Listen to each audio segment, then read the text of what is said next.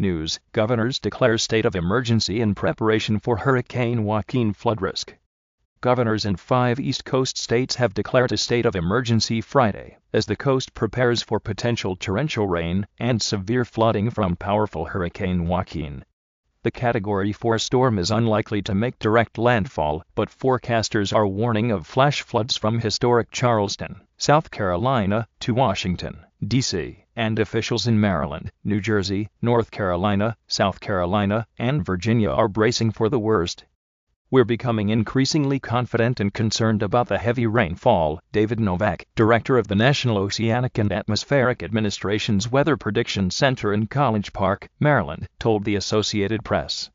2 storm-related deaths have already occurred in the Carolinas, where heavy rain has fallen for days. The fatal unpredictability of the rain was shown when a Thursday morning downpour dumped 4 inches on Spartanburg, South Carolina, in a short time, causing flash floods that submerged several cars. Authorities around the region have warned of saturated soil giving way to falling trees.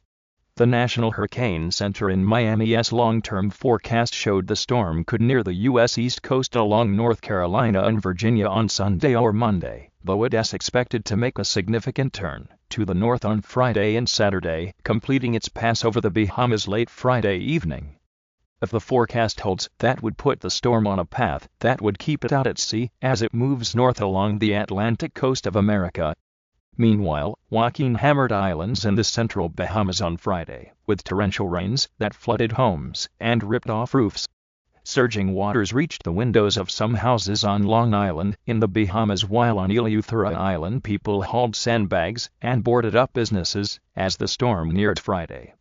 "It's going to be a scary storm," said 42-year-old construction worker Jason Petty, as he pointed at towering clouds gathering in the distance in Eleuthera. "It looks nice now, but later on it's going to be terrible, just terrible." There were no immediate reports of casualties, according to Captain Stephen Russell, the director of the Bahamas National Emergency Management Agency.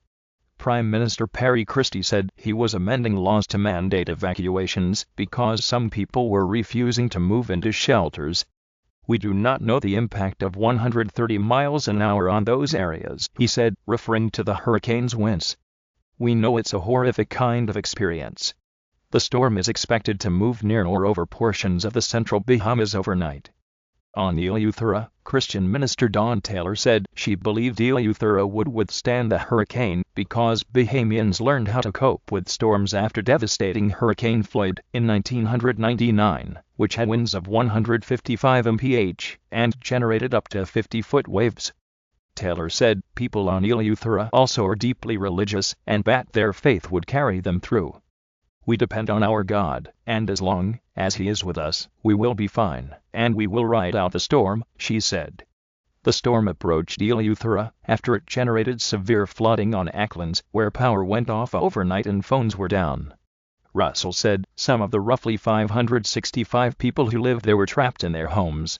Bahamas resident Chandra Forbes said she had spoken to her mother on Acklands by phone Thursday. She was calling for help because the sea was coming into her house, Forbes said. People's roofs were lifting up. No one knew about the storm, so there was no preparedness, there was no meeting, there was nothing. Islands such as San Salvador, Cat Island, and Rum Cay were expected to be hit hardest before the storm begins an expected shift toward the north, forecasters said. Joaquin had maximum sustained winds of 130 mph, the U.S. National Hurricane Center in Miami said, calling it an extremely dangerous hurricane. As of 11 p.m. Eastern Daylight Time, the storm was located about 20 miles east-southeast of Long Island after passing over Samana Cays, Bahamas. It was moving west at 3 mph.